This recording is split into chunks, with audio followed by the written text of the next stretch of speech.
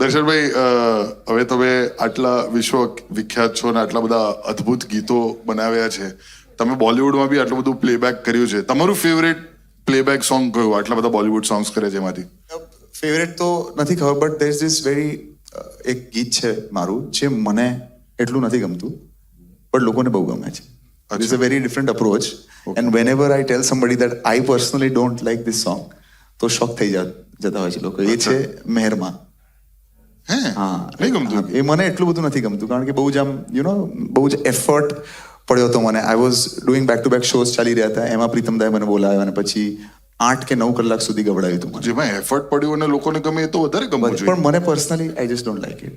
એનું કોઈ કારણ વધારે ડીપ એટલે તમને એફર્ટલેસ ગીતો હમણાં એક ગીત આપણે ગાઈ લઈએ એ વધારે ગમશે નહીં? ના, એવું જરૂર નથી, પણ એ ગીતના અંદર એવું છે કે ખબર નહીં એ ગીતને એવી કે મને આમ આઈ જસ્ટ ડોન્ટ ઓ આ પેલા સ્ટુડન્ટ છે 99 પર રડવું આવે ને એક માર કઈ ગયો યાર પ્રીતમ સર 99 પર રડવા. જોવા બદલ આભાર, પણ સબસ્ક્રાઇબ તો કરો યાર.